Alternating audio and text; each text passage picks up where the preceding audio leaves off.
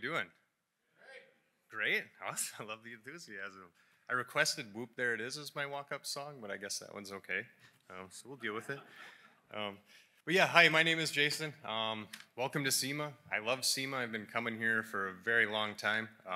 It's kind of where I got a lot of inspiration to actually kind of start my career in this world. So I will be, like I said, I will be in the 3M booth most of the week, kind of off and on, but I should be there pretty much a little bit each day.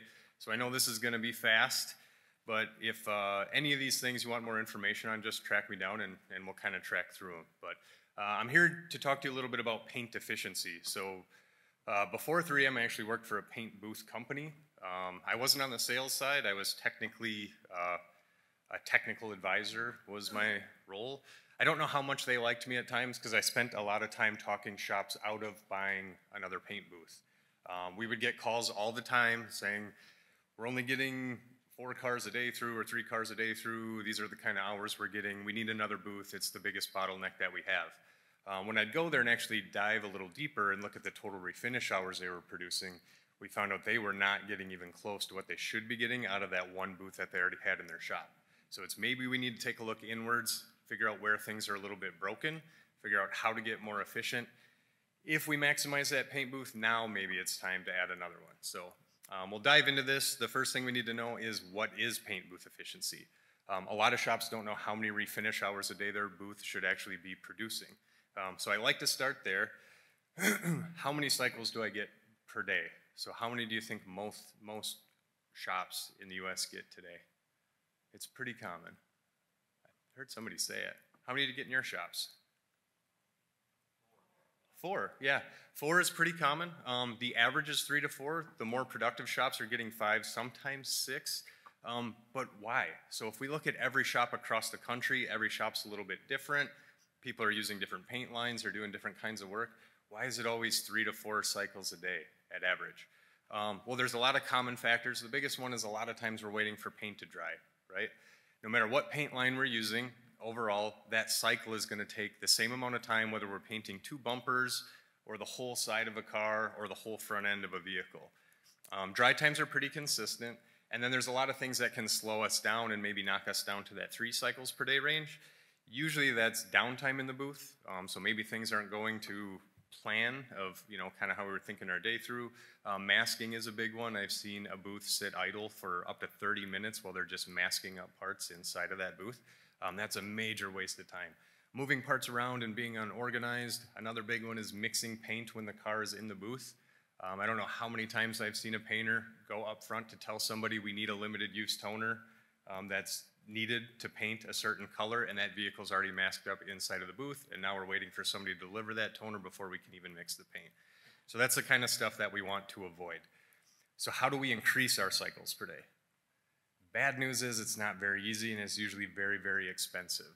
A lot of times to increase our cycles per day, we need to minimize those things, the biggest one being dry times. That's not cheap or easy. It's usually very expensive technology that you need to put into your booth, something like infrared curing, advanced heating systems, putting a lot of money into a booth that's maybe not running efficiently. So that's not the easiest way to get more efficiency out of your booth. So we want to avoid that. So if those cycles are limited, how do we increase efficiency?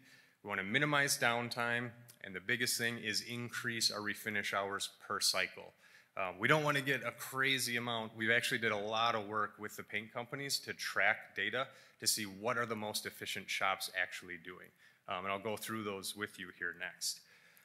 But how does this impact your shop? So don't just think about it as a cycle, but think about it as how many cars per day we're getting through that paint department. Almost every vehicle we work on needs to get painted.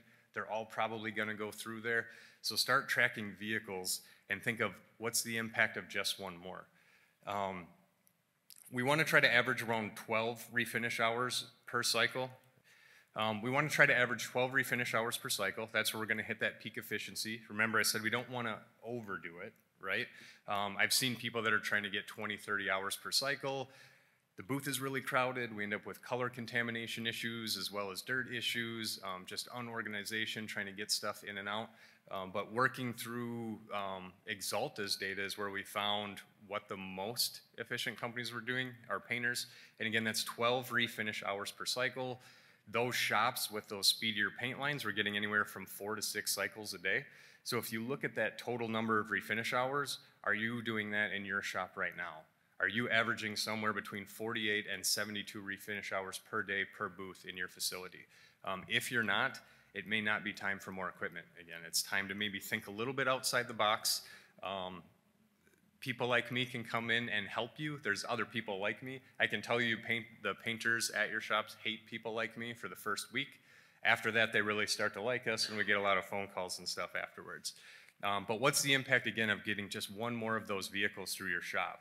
So right now, the average work order in the U.S. is around $4,000 plus. Shops, most of you are targeting around 40% gross profit. So you're making in the ballpark of $1,000 to $1,600 or $1,600 per vehicle in GP. So one more vehicle per week is over $80,000 a year in gross profit to your body shop.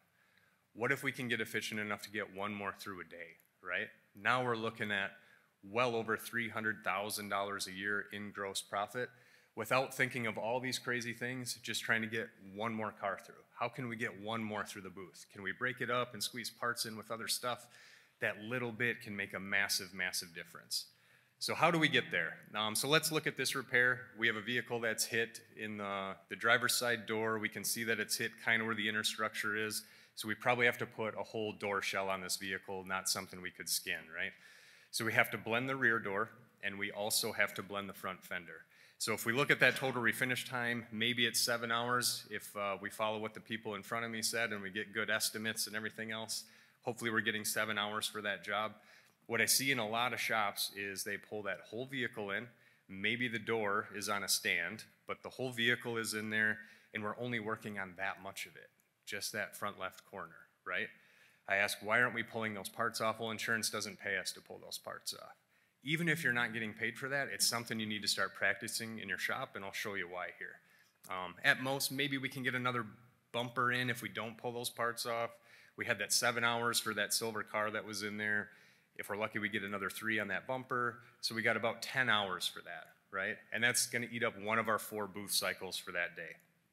If we pull all the parts off, even though we're not getting paid for that, and put them on stands, look how much space that takes up now, right? So our 10-hour job that was eating up that whole booth is now shifted to just there in the back. It leaves us a big open position to maybe get another job in there. So now we just went from our 7-hour job, our 3-hour bumper, to now we can get another 5 hours in that booth cycle on top of it. And how long did it take us to pull that fender and door off that silver car? If it's an hour, you're doing a pretty bad job, right? As a painter, I was paid on commission. I used to give my body techs an hour of my refinish labor to pull panels like that for me. So for me, I'm giving up, in this case, maybe 2-3 hours to my body techs, but look how much I'm gaining. So on top of gaining that 5 hours just for that cycle, what else did I gain? An entire booth cycle on top of it, right? That one that's labeled kind of in green there, that fender hood job, that was the one that was gonna come in next. That one's already done. Now I just freed up another cycle. If I can group stuff in that next cycle, now it's just compounding, and what it would have taken me all day to do, I just did before lunchtime, and I'm already working on tomorrow's stuff. So it's just a really simple way to think about it and get way more efficient, even if we're not getting paid for those little things. So I call it stepping over dollars to pick up dimes, right? The insurance company's not paying us. I got to work my painters harder. They got to get more stuff done. There's way, way, way better ways to do it. And incentivize your painters. If they're not getting paid to produce more work, pushing them to get more stuff through the booth like this probably isn't going to be very successful, right? So again, we have a 50% increase of efficiency. We gain that extra booth cycle. So that's going to make us way more efficient throughout the day. And again, think of those numbers I went through before. What's the power of one more car a day or one more a week? If this doesn't even work out every single day and we're only getting one more car through a week, so only one of the 5 days this is working out, or 4 days for you people that are following the new culture trend that we just learned about, if we can get that done, we're going to make a hell of a lot more money, right? The other positives, there's less sealer and clear coat waste. So as painters, we always get harped on for mixing extra and throwing paint away. We have to mix a little bit extra, right? If we run out while we're spraying, we've got a mess. If you're using a wet-on-wet type application system, we have to start over completely. So we always have to mix a couple extra ounces. If we're grouping jobs, we only have to mix sealer and clear coat once. So instead of 2 to 3 extra ounces for each one of those jobs, we have 2 to 3 extra ounces for all 3 of those jobs that are in there together. So it makes us a little bit more efficient on the liquid side as well. A good way to achieve this is outside of your spray booth. Tape out or paint on the floor an area that's a little bit smaller than the booth itself. What I like to do is have the painter stand in the booth, put their back up against the wall and stand where they feel comfortable spraying. Measure that distance, so the sprayable area they have, and tape that square off outside of the booth. That lets them know while they're painting one vehicle exactly how much space that they have where they can start fitting parts in. So they're not thinking about it once they're in the booth getting ready to spray and they say, oh, I have room for one more bumper, or oops, there's too much stuff in here, this isn't gonna work, I gotta shuffle something else out, shuffle something else in. So it just really helps keep you organized.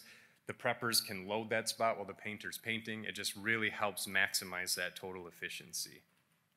Things to keep in mind if you're doing that, parts off painting, we want about 3 feet between our different colors in the booth. So if I'm spraying a silver and a gold, make sure they're a minimum of 3 feet apart. That helps reduce color contamination. Parts of the same color only need to be 1 foot apart. This really weird thing happens when painters, when they first start doing parts off painting. So look at that silver car job. How close are those parts together when you're spraying them on the vehicle, right? They're about that far apart. Some of you can't even see that from where you're sitting. And then they'll put those parts on stands, put them in the booth, and all of a sudden they're putting them 5 feet away from each other. Those parts can be really close when they're off the same vehicle. So make sure you're maximizing that space. Last tip is spray solid colors last anytime you're mixing parts. The reason being is if we're spraying a metallic and say a black, one little fleck of a metallic landing on that black paint can show up when we take that vehicle outside and now you're repainting. By spraying your solid colors last, if you have any color contamination, especially from a metallic, that last coat of base coat is going to cover that and that job should be good. Last thing really quick is make sure you build a separate booth schedule. Don't just have your production schedule in your shop. All I do is put a magnetic dry erase board up on the side of the booth. I know I can get 4 cycles a day out of any booth, so I build 5 slots. The reason being, if everything doesn't go to plan, something happens with the job, I gotta move it, pull it out of position, I already have another slot slated for the day that can easily fill that, and I'm not being inefficient by trying to find out what am I gonna fit in there.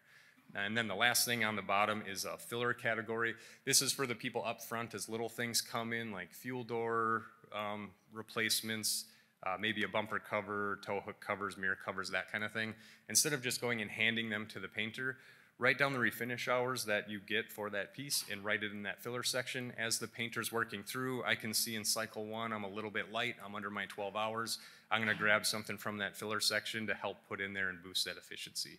It just makes that stuff go smoother. The amount of times I've seen a painter in a booth painting 1 tri-coat white bumper for 3 hours is awful, and it kills me and makes me hate my entire day. I get angry, I don't answer phone calls, I don't eat, no.